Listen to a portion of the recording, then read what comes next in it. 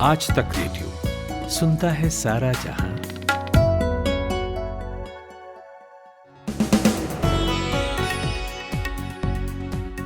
नमस्कार, आदाब। आज तक रेडियो है ये। आप सुन रहे हैं इवनिंग पॉडकास्ट दिन भर। मैं जमशेद कमर सिद्दीकी। शुरुआत ये बताते हुए करते हैं कि आज किन खबरों पर बात होगी। सबसे पहले बात करेंगे इस दौर के सबसे बड़े खतरे ओमिक्रॉन की। अमेरिका में 4,40,000 केस आए कल, फ्रांस में भी बढ़े हैं। भारत में क्या हालात हैं, कौन सा राज्य कहां खड़ा है और इसके फैलने की रफ्तार क्या है, इस बारे में एक्सपर्ट से बात करेंगे। उसके बाद चलेंगे उत्तराखंड की तरफ और जानेंगे कि धर्म संसद, जिसको लेकर काफी बातचीत हुई, विरोध हुआ, क्या उसका असर इलेक्टोरल पॉलिटिक्स पर हो सकता है। फिर आपको बताएंगे कि उत्तर प्रदेश के चुनावी माहौल में सांड अचानक कैसे चुनावी वादों के केंद्र में आ गया है। समाजवादी पार्टी ने सांड को लेकर कौन सा ऐलान किया है, जिसको लेकर बातचीत हो रही काफी। और आखिर में बात होगी आईपीओ पर आए नए नियमों की। इन्वेस्टर्स को राहत देने के लिए सेबी ने कौन से नए नियम बनाए हैं और ये आपको कैसे प्रभावित करेंगे, इस पर एक्सपर्ट से बात करेंगे। लेकिन पहले सुनते हैं 60 सेकंड्स हेडलाइंस खुशबू कुमार से। शुक्रिया जमशेद। नए साल पर पीएम मोदी 10 करोड़ किसानों के खाते में 20,000 करोड़ रुपए करेंगे ट्रांसफर। ओमिक्रॉन मामलों के मद्देनजर 3 जनवरी के बाद से बंगाल में लग सकती हैं पाबंदियां।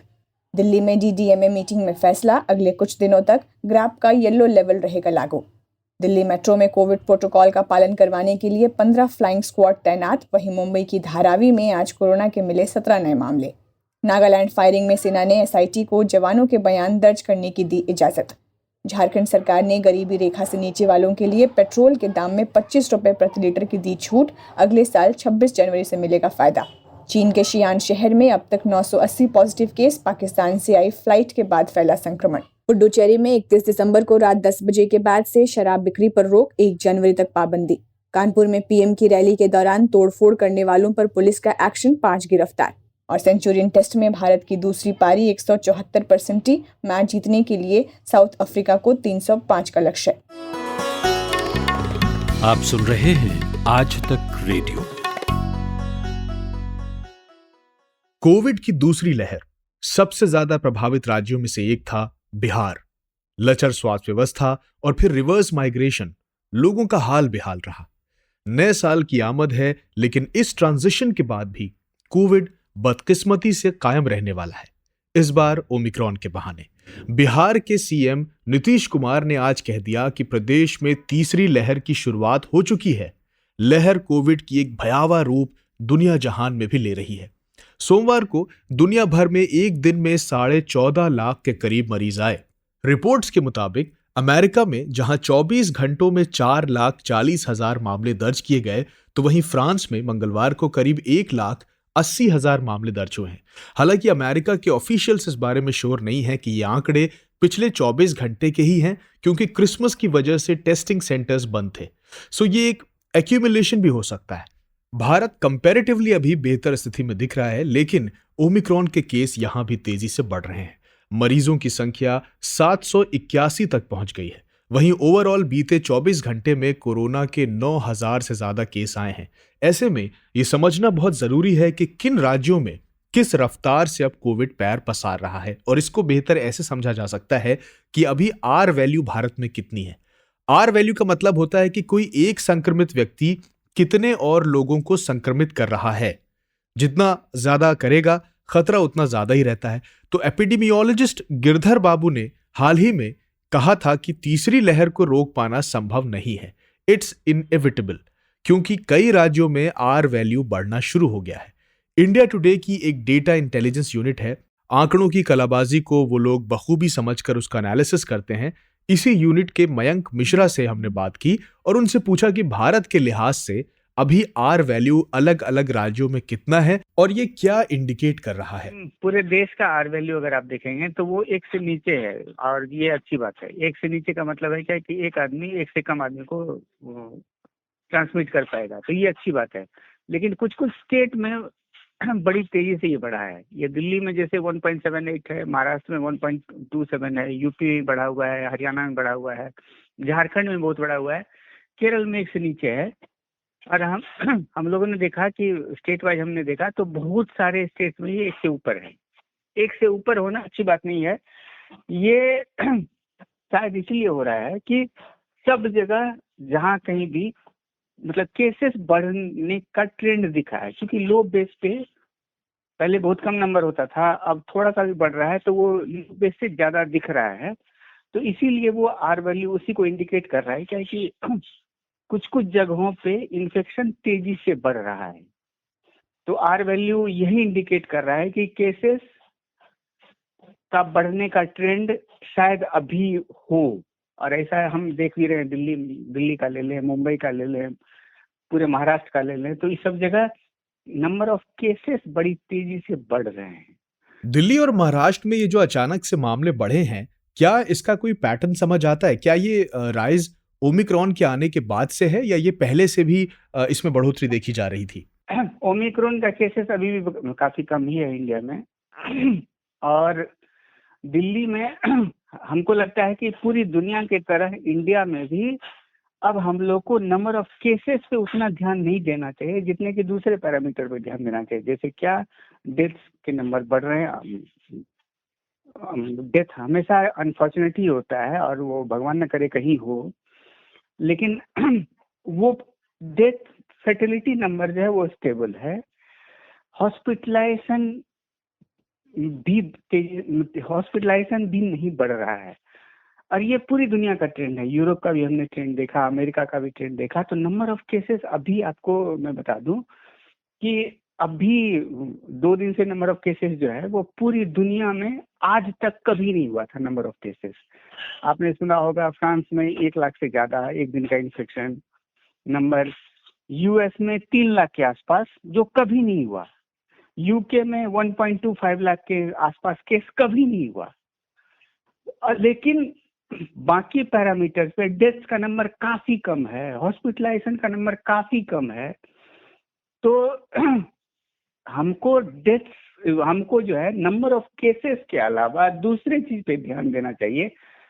इन्फेक्शन से निश्चित रूप से बचने की कोशिश करनी चाहिए, और इन्फेक्शन प्रिकॉशन जितना लेना हो निश्चित रूप से लें, लेकिन सिर्फ नंबर ऑफ केसेस के आधार पे न घबराएं और ना कोई बड़ा कंक्लूजन निकाल लें। ये पिछले 15 दिन का या कम से कम 20 दिन का यही ट्रेंड है कि सब जगह, इंडिया में तो केसेस अभी काफी कम ही है, 10,000 से कम ही है, लेकिन बाकी दुनिया के बाकी इलाके में नंबर ऑफ केसेस बहुत तेजी से बढ़े हैं। तो दिल्ली मुंबई में भी शायद उसी का मिरर हो रहा है कि यहाँ भी दिल्ली मुंबई भी केसेस के नंबर बढ़े हैं, और आर वैल्यू जो है उसी को इंडिकेट कर रहा है। लेकिन बाकी सारे पैरामीटर पे अभी हम ठीक हैं। बहुत बहुत शुक्रिया हमसे बात करने के लिए, मयंक मिश्रा।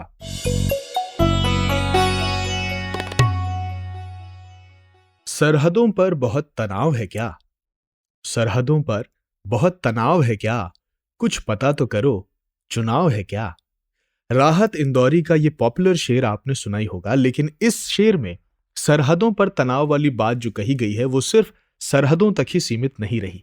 तनाव बढ़ाने और माहौल खराब करने वाली बातें हर छोटे बड़े चुनाव का एक रेगुलर पैटर्न बन चुकी हैं। और अभी तो यूपी, उत्तराखंड समेत 5 राज्यों में चुनाव होने हैं, और चुनाव से पहले देवभूमि हरिद्वार में पिछले दिनों एक धर्म संसद का आयोजन हुआ था। 17 से 19 दिसंबर के बीच आयोजित इस धर्म संसद में समुदाय विशेष के खिलाफ खूब जहर उगला गया। स्वधर्म रक्षा के नाम पर हथियार तक उठाने की बात कही गई। हेट स्पीच के वीडियो सोशल मीडिया पर वायरल हुए तो विवाद बढ़ा। भड़काऊ और विवादित भाषण देने वाले वक्ताओं के खिलाफ कानूनी कार्रवाई की मांग होने लगी। उत्तराखंड पुलिस को कार्रवाई के लिए मजबूर होना पड़ा। वसीम रिजवी उर्फ जितेंद्र नारायण त्यागी और अन्य लोगों के खिलाफ जो उसमें शामिल थे, कोतवाली हरिद्वार में धारा 153A IPC के तहत केस दर्ज हो गया, लेकिन अब तक कोई गिरफ्तारी नहीं हुई। जवाब में इन आरोपियों ने कुरान, पैगंबर मोहम्मद और मौलवियों के खिलाफ तहरीर दी है। कहा गया है कि अगर धर्म संसद में कही हुई बात हेट स्पीच है तो क्या मदरसों और मस्जिद से उस ग्रंथ को पढ़कर दूसरों को मारने का आदेश देने वाले भाषण हेट स्पीच नहीं है? इस बयानबाजी से इतर हरिद्वार में जो ये धर्म संसद हुई, इसका उत्तराखंड की चुनावी राजनीति पर क्या असर पड़ता दिख रहा है, ये पूछा मैंने ग्राउंड जीरो पर मौजूद आज तक रेडियो रिपोर्टर आशुतोष मिश्रा से। आशुतोष ने उत्तराखंड के साधु संतों और स्थानीय लोगों से भी इस मसले पे बात की है। सुनिए उनकी क्या राय है। देखिए, उसके दो पहलू हैं। एक तो कि धर्म संसद, वहाँ जो लोग कहते हैं जो उनमें शामिल थे, वो कह रहे हैं कि पहले कई बार धर्म संसद हुई है। हालांकि स्थानीय लोग भी जब हम बात कर रहे थे वो कह रहे थे देखिए धर्म संसद के नाम पर तब कहलाती जब वहाँ के कुछ जाने माने लोग उसमें शामिल होते, बल्कि इसमें कोई ऐसा बड़ा नाम हरिद्वार का शामिल नहीं था। और लोगों का आरोप है कि दरअसल ये तो सिर्फ एक पॉलिटिकल इवेंट था। जो भी बातें वहां पर कही गई, बहुत सारे लोग हैं जो उससे सहमत नहीं है। हमने कैलाशानंद जी से बात की, निरंजनी अखाड़े के प्रमुख, वो भी कह रहे हैं कि साधु संतों की ऐसी भाषा नहीं होती है, सनातन संस्कृति समावेशी होती है, इस तरह की बातें नहीं होनी चाहिए। लोग मानते हैं कि चूंकि चुनाव आने वाले हैं इसलिए इस तरह के इवेंट किए जा रहे हैं जिसमें नफरत फैलाई जा रहे हैं। और मांग ये भी हो रही है कि भाई जो लोग उसमें शामिल थे उनके खिलाफ कड़ी कार्रवाई हो ताकि मिसाल तय की जाए। तो अभी प्रशासन की ओर से कड़ी कार्रवाई के नाम पर कुछ हुआ नहीं।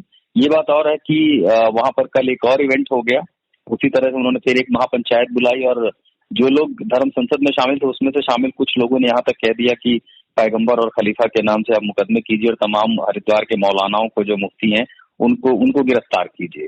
तो लोग ये मान रहे हैं कि चुनावों के पहले इस तरह के इवेंट से सिर्फ समुदायों के बीच दुश्मनी हो। मुस्लिम समाज के जो लोग हैं ज्वालापुर में, वहां भी उनसे बात करने गए और वो लगभग सबकी राय जो कॉमन है वो ये कि चुनाव के पहले सिर्फ माहौल खराब करने की कोशिश की जा रही है ताकि ध्रुवीकरण हो, लेकिन जमीन पर उसका असर जो है वो कह रहे हैं कि देखिए ये लोग तो चाहते हैं माहौल बने, लेकिन लोगों को शायद ये समझ है कि ये चुनाव के पहले का माहौल बनाया जा रहा है, इसलिए शायद पब्लिक के बीच में ये मुद्दा नहीं है। तनाव जरूर फैला कि कहीं इसके जरिए माहौल न खराब हो, लेकिन एट लार्ज लोग यूनाइटेड हैं और वो मानते हैं कि इसको वो चुनावी मुद्दा नहीं बनने देंगे। तो उत्तराखंड के लोग इन नफरती भाषणों को चुनावी मुद्दा बनने देंगे या नहीं, ये तो वक्त ही बताएगा। लेकिन एक चीज जिसकी उत्तराखंड चुनाव में चर्चा है और वो है आम आदमी पार्टी का इम्पैक्ट। किस हद तक उत्तराखंड के नतीजों को प्रभावित करेगी आम आदमी पार्टी, ये भी कहना मुश्किल है। लेकिन आम आदमी पार्टी के बढ़ते प्रभाव से कांग्रेस जरा सकते में है। कल पंचायत आज तक कार्यक्रम में उत्तराखंड के पूर्व सीएम और कांग्रेस नेता हरीश रावत ने क्या कहा, वो भी सुनिए। अरविंद केजरीवाल जी के जो आंख कान हैं उनसे कहने की कोशिश कर रहा हूं कि आप अपनी पार्टी के साथ वोट कटवा का स्टेटस न लगाएं। तो आम आदमी पार्टी के चुनाव लड़ने से कांग्रेस क्यों परेशान है, क्या फैक्टर्स हैं आम आदमी पार्टी के पक्ष में और क्या वो बीजेपी से ज्यादा कांग्रेस को डैमेज पहुंचा सकती है, ये पूछा मैंने आशुतोष से। ये हमेशा माना जाता है कि पारंपरिक राजनीति में जो सरकार में है और जो विपक्ष में है, तो अगर कोई नई पार्टी आती है तो ये माना जाता है कि जो सरकार की एंटी इनकम्बेंसी के खिलाफ वोट है वो नई पार्टी मजबूत होगी तो बट जाता है। तो ये तो पारंपरिक तरीके से देखने का नजरिया है। जाहिर है आम आदमी पार्टी जो कि पहली बार इस तरह से चुनाव लड़ने जा रही है, इस बार उसने अपना रवैया काफी आक्रामक रखा है और पिछली बार से अलग हटके उनका संगठन इस बार पहले के मुकाबले मजबूत है। वो ग्रामीण इलाकों में आए हैं। दूसरा कि उनके पास एक स्थानीय चेहरा है जो काफी उनके लिए जाना माना है, उनके बीच का है, गढ़वाल का फौजी रहा है, उत्तराखंड में फौज के प्रति एक सेंटिमेंट होता है। तो इन सब का फायदा आम आदमी पार्टी को मिल रहा है संगठन के रूप में, समर्थन के रूप में। तो उससे कांग्रेस का चिंतित होना लाजमी है कि अगर बीजेपी के खिलाफ एंटी इनकम्बेंसी है, वोट पड़ने वाला है, तो आम आदमी पार्टी अगर मजबूती से लड़ेगी तो एंटी इनकम्बेंसी का वोट बटेगा, यानी जिससे सीधे सीधे कांग्रेस का नुकसान और कांग्रेस की सीटें कम होंगी। तो इसलिए उन्हें लगता है कि आम आदमी पार्टी कहीं उनके लिए वोट कटवा बन करके उत्तराखंड में न रह जाए। हालांकि आपके जो नेता कर्नल कोठियाल जो आए थे राजनीति में और खासकर पंचायत में, तभी उन्होंने कहा था कि वोट कटवा फैक्टर तब होता है जब कांग्रेस को सपोर्ट मिले। तो अभी तो लड़ाई जो है चूंकि त्रिकोणीय बन गई है, इसलिए थोड़ा सा दिलचस्प भी होगा कि पहाड़ में किसका वर्चस्व होगा, तराई में किसका वर्चस्व होगा। नई पार्टी जिन मुद्दों को लेकर के जा रही है, अभी रैलियों में भीड़, सोशल मीडिया पर सक्रियता तो दिख रही है, लेकिन वोटर टर्नआउट के दिन वोटर जो पहाड़ी पारंपरिक वोटर हैं वो क्या उस मुद्दे पर वोट डालेंगे, वो बड़ी बात होगी। बहुत बहुत शुक्रिया हमसे बात करने के लिए आशुतोष।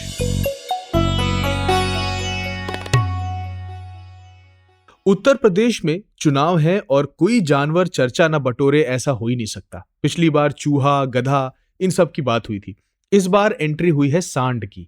समाजवादी पार्टी सरकार ने एक अजीबोगरीब घोषणा की है कि अगर सूबे में उनकी सरकार बनने पर अगर सांड से लड़कर दुर्घटना में किसी की मौत होगी तो परिजनों को 5 लाख रुपए का मुआवजा दिया जाएगा। लड़ने से मतलब है शायद उनका आशय भिड़कर होगा, यानी एक्सीडेंटली। लेकिन इस घोषणा के बाद समाजवादी पार्टी और अखिलेश यादव को लोगों ने ट्रोल करना शुरू कर दिया। सोशल मीडिया पर कई मजेदार कमेंट्स और मीम्स देखने को मिले। एक शख्स ने बाहुबली फिल्म में भल्लाल देव के सांड से लड़ने वाले सीन का स्क्रीनशॉट लगाते हुए लिखा कि परिवार के मुआवजे के लिए सांड से लड़ता एक गरीब आदमी। एक यूजर ने लिखा कि वो बचपन से सांड से लड़ना चाहते थे, लेकिन डर था कि मौत के बाद उनके परिवार का क्या होगा। पर अब अखिलेश यादव ने उनकी ये दुविधा दूर कर दी है। तो खैर, देश में आम जनगणना की तरह ही पशुधन गणना भी की जाती है और साल 1919 से ये हो रही है। 2019 में भी पशुधन गणना की रिपोर्ट आई थी, लेकिन इस गणना की खास बात यह है कि इसमें सभी पालतू और उपलब्ध आवारा जानवरों और उनकी संख्या को कवर किया जाता है। अलग से आवारा पशुओं की इसमें कोई जानकारी नहीं होती और आवारा पशुओं की वजह से आए दिन दुर्घटनाएं होती हैं और किसानों की फसलों को भी भारी नुकसान होता है, ये तो हम जानते ही हैं। तो उत्तर प्रदेश में यह आवारा पशुओं की समस्या कितनी बड़ी है और क्यों ये समस्या पिछले कुछ समय में बढ़ गई है, इसे समझने के लिए मैंने बात की मेरठ में प्रगतिशील किसान और दूध कारोबारी मनीष भारती से। हमने देखेंगे कि 2017 से दरअसल इसकी गंभीरता को भी हमें समझना होगा कि पशुपालन उद्योग में 2012 में जब एक स्कीम समाजवादी पार्टी लेके आई थी, जो कि कामधेनु योजना के तहत है, तो बड़े पैमाने पर प्रदेश के किसानों ने डेयरी फार्म खोले थे और धीरे धीरे उस डेयरी फार्म में जिस तरीके के लाभ की उम्मीद की जा रही थी, वो लाभ किसानों को नहीं हुआ। आप देखेंगे कि 2017 में जो रेट थे दूध के, जो हमारे यहाँ जो कोऑपरेटिव फेडरेशन है पराग, अगर आप देखें तो पूरे 5 साल में उस रेट पर वापस नहीं आया है जो किसानों से दूध खरीदने का जो भाव फेडरेशन देती है। तो ऐसी परिस्थिति में 20%, 30% से ज्यादा का इंक्रीमेंट हो चुका है पशु को पालने के में जो खर्चा आता है, चाहे वो उसका रातव है, न्यार है, लेबर कॉस्ट है, दवाइयां हैं। तो 30% से ऊपर की कॉस्ट बढ़ गई, लेकिन जो दूध खरीदने की जो कॉस्ट है किसान से, वो पहले से घट गई। तो इस दोहरी मार का नतीजा ये हुआ कि जो लोग इस डेयरी व्यवसाय में आए, जिन्होंने पशुधन को पाल के अपना जीवन यापन का निर्णय लिया था, वो लोग धीरे धीरे उस घाटे की परिस्थिति में चले गए कि वो उन पशुओं को अपने यहाँ रखने की स्थिति में नहीं रहे। और जो एक और नुकसान, जो बड़ा नुकसान हुआ है किसान का, जिसकी वजह से भी ये परिस्थिति इतनी भयानक हुई है कि 2017 से पहले एक पशु हाट का जो परिस्थितियां थी, जो कि लोकल बाजार लगते हैं पशुओं के, जहां पशुओं की खरीद फरोख्त होती है, वो पूरी व्यवस्था ध्वस्त हो गई। पशु को एक जिले से दूसरे जिले ले जाना, एक गांव से दूसरे गांव ले जाना अपने आप में इतना बड़ा काम हो गया और इतनी परेशानी उसके अंदर हुई कि धीरे धीरे वो पूरा का पूरा जो बाजार की व्यवस्था है वो ध्वस्त हो गई। तो पशु बिकना बंद हो गया, हाट की व्यवस्था खत्म हो गई और पशु को पाल के दूध बेचने का व्यवसाय पूरी तरह से घाटे में चला गया। और नतीजा ये हुआ कि धीरे धीरे जब किसान के पास कोई परिस्थिति नहीं बची, तो वो पशु जो किसान के खेत में घर पे था, वो धीरे धीरे सड़कों पे आ गया और हमने एक भयानक परिस्थिति को देखा है। दरअसल ये एक पॉलिसी लैप्सेशन का नतीजा है कि आज उत्तर प्रदेश में एक राजनीतिक दल को ये घोषणा करनी पड़ी कि अगर आवारा पशु से कोई किसी की जान माल का नुकसान होता है तो उसे 5 लाख का मुआवजा दिया जाए। मनीष जी, मौजूदा सरकार तो दावा करती है उसकी योजनाओं की वजह से पशुधन की चोरी या फिर गौवंश की हत्याएं जैसे तमाम चीजों पर रोक लगी है, गौशालाएं बनवाई गई हैं, अस्पताल और एम्बुलेंस तक भी हैं। तो फिर क्यों ये परिस्थितियां ठीक नहीं हो रही हैं? देखिए, सबसे बड़ी जो दिक्कत है वो ये है कि सरकार जो योजनाएं लेके आती हैं, उन योजनाओं का असल में जो जमीनी हकीकत है उससे लेना देना नहीं होता। मैं एक छोटा सा उदाहरण इसमें आपको देता हूं। एक पशु को जिंदा रखने की जो कीमत है, आप चाहे आप किसी वेटनरी डॉक्टर से पूछ लीजिए, किसी डेयरी संचालकों से पूछ लीजिए, जो एग्रीकल्चर एक्सपर्ट्स है उनसे पता कर लीजिए, एक पशु को सिर्फ जिंदा रहने की जो कॉस्ट है वो लगभग 200 रुपए पर डे की कॉस्ट है। और सरकार ने जो बजट एलोकेट किया है वो सरकारी गौशालाओं को भी वही है, और जो लोग उन सरकारी गौशालाओं से गोवंश को लेके अपने घर में पाले, उनको भी वो उतना ही देते हैं। वो देते हैं 30 रुपया पर डे, 900 रुपए महीना। 900 रुपए महीने में आप इस देश में कहीं पर भी कैसा भी गोवंश नहीं पाल सकते। तो ये इतना बड़ा पॉलिसी लैप्सेशन है सरकार के पक्ष पर। सरकार कहने को क्लेम तो कुछ भी करती, आपने कोई योजना डेयरी के लिए नहीं बनाई है कि डेयरी उद्योग बढ़े। दूध के विपणन और दूध के बेचने का जो काम था उसके ऊपर कोई काम नहीं हुआ पिछले 5 साल में। तो नतीजा ये हुआ कि ओवरऑल डेयरी सेक्टर खत्म हुआ है। और उत्तर प्रदेश में अगर आप देखेंगे तो ये सिर्फ किसान की बात नहीं है। हमने देखा 5 साल में जो बड़ी-बड़ी कंपनीज जो डेयरी उद्योग से जुड़ी हुई थी, उन लोगों ने भी अपने व्यापार को समेटा है। चाहे वो कारगिल जैसी बड़ी कंपनीज हो, अमेरिकन कंपनीज है जो फीड में है, न्यूट्रिशन से हैं, वेटनरी से जुड़ी हुई कंपनीज हैं, डेयरी ऑटोमेशन से जुड़ी हुई कंपनियां हैं, उन सब ने अपने व्यापारों को समेट लिया। क्योंकि जो डेयरी इंडस्ट्री है वो उसके लिए कोई बढ़िया स्कीम नहीं आई। नतीजा ये हुआ, ना व्यापार के तौर पे वो बढ़ा और ना वो पशुपालन के तौर पे इसमें बढ़ोतरी हुई है। और आज हम देखते हैं कि बहुत बड़े पैमाने पे जो अनुपयोगी गोवंश है उसकी वजह से किसान तो रोज बर्बाद हो ही रहा है, जान और माल का नुकसान भी हो रहा है प्रदेश में। बहुत बहुत शुक्रिया हमसे बात करने के लिए मनीष भारती। खबरों के सिलसिले को अब बाजार की तरफ लिए चलते हैं। पिछले 1 साल में अलग अलग कंपनीज के आईपीओस लगातार बाजार में आ ही रहे हैं और इसी वजह से इन दिनों आईपीओस की भरमार लगी हुई है। अब भरमार है तो जाहिर है कि नियम भी सख्त होंगे। सो सेबी ने यानी कि security exchange board of India ने आईपीओस के संदर्भ में कुछ सख्ती बरतने के लिए नियमों में कल कई सारे बदलाव किए हैं। सेबी ने जो सबसे अहम बदलाव किया है वो ये है कि अब आईपीओ से जुटाए गए पूरे अमाउंट के इस्तेमाल पर क्रेडिट रेटिंग्स एजेंसीज की नजर रहेगी।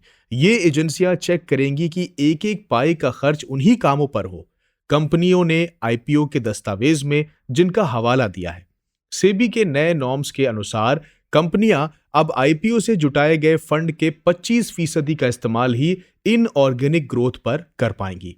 इसके साथ ही जिन शेयर होल्डर्स के पास 20% या उससे ज्यादा की हिस्सेदारी है वो लिस्टिंग के दिन ज्यादा से ज्यादा 50% शेयर ही बेच पाएंगे। कुल मिलाकर तुरंत एग्जिट वाला एजेंडा लेकर मार्केट में घुसे लोगों के लिए अब ऐसा मुमकिन नहीं है। अब सवाल यह है कि सेबी ने ये जो नए नियम बनाए हैं ये नॉर्म्स लाने की जरूरत क्यों पड़ी? इससे पहले आईपीओस को लेकर नियमों में क्या ऐसी चीजें थीं जिसका फायदा बड़े निवेशक उठाते थे और उससे किस तरह की समस्याएं पैदा होती थीं?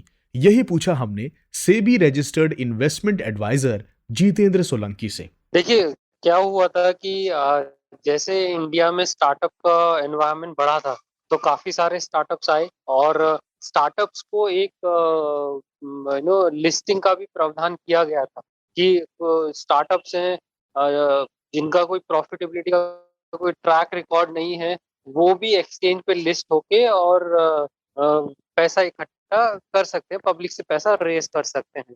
लेकिन पिछले कुछ आईपीओज आए निकल के और उसमें सेबी को लगा कि कुछ इश्यूज हुए हैं, जैसे कि जो एंकर इन्वेस्टर्स हैं जो पैसा लगाते हैं स्टार्टअप्स में, स्टार्टअप को पैसा देते हैं, उनकी जल्दी एग्जिट हो गई।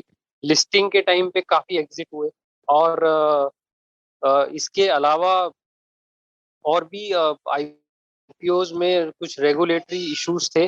तो ये कहीं ना कहीं जो खासकर जो लिस्टिंग पे एग्जिट होता है इन्वेस्टर्स का, अगर बड़े इन्वेस्टर्स निकल जाते हैं किसी छोटी कंपनी से तो रिटेल इन्वेस्टर्स के लिए बड़ा डिमोटिवेशन फैक्टर हो जाता है जिन्होंने उस स्टार्टअप्स में आईपीओ में पैसा लगाया है लॉन्ग टर्म के पर्पज से। ये है। और दूसरा जो इस तरह की कंपनीज हैं, छोटी कंपनीज हैं जो लिस्ट हो रही हैं, उनका कोई प्रॉफिटेबिलिटी ट्रैक रिकॉर्ड नहीं है। तो हमने पिछले कुछ आईपीओ में भी देखा कि लिस्टिंग के टाइम पे काफी वोलेटिलिटी मिली। आपने पेटीएम आईपीओ में देखा लिस्टिंग के बाद वो काफी गिर गया, जोमेटो आईपीओ देखा काफी गिर गया, कुछ एंकर इन्वेस्टर एग्जिट कर गए।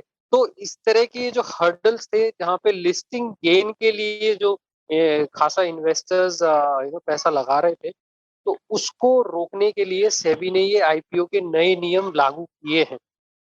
और खासकर ये जो स्टार्टअप्स जो लिस्ट हो रहे हैं, जो नए स्टार्टअप टेक्नोलॉजी स्टार्टअप जो लिस्ट हो रहे हैं जिनका कोई प्रॉफिटेबिलिटी ट्रैक रिकॉर्ड नहीं है, तो वहां से रिटेल इन्वेस्टर्स को एक कॉन्फिडेंस मिले, उसके लिए ये नए नियम जो है सेबी ने लागू किए। जितेंद्र जी, आम निवेशकों पर इन नए नियमों का क्या असर पड़ने वाला है? देखिए सेबी ने क्योंकि नए नियम लागू किए हैं, इसमें लॉक इन पीरियड रखा है इन बड़े बड़े इन्वेस्टर्स के लिए। अब अगर बड़े इन्वेस्टर्स के लिए लॉक इन रहेगा तो लिस्टिंग पे एग्जिट नहीं कर पाएंगे, और अगर लिस्टिंग्स पे बड़े इन्वेस्टर जो कि बड़ा पैसा होता है, अगर वो एग्जिट नहीं होता है तो जो वॉलेटिलिटी होती है एक आईपीओ के लिस्ट होने पे वो कम होगी। दूसरा, रिटेल इन्वेस्टर्स को कॉन्फिडेंस आएगा कि अब इन्वेस्टर्स लॉन्ग टर्म सोच सकते हैं, और वो लॉन्ग टर्म एक व्यू ले सकते हैं। तीसरा, क्योंकि जो इस नए नियम है इसमें डिस्क्लोजर्स पे भी काफी नियम लिए सेबी ने लगाए हैं, और जो पैसा रेज होगा वो पैसा कहाँ इस्तेमाल किया जा सकता है उस पे भी नए नियम लगाए हैं। तो मेरी राय में रिटेल इन्वेस्टर्स के लिए अच्छा कॉन्फिडेंस लेवल आएगा आने वाले आईपीओ में इन नए नियम के वजह से। हमसे बात करने का बहुत बहुत शुक्रिया जितेंद्र सोलंकी।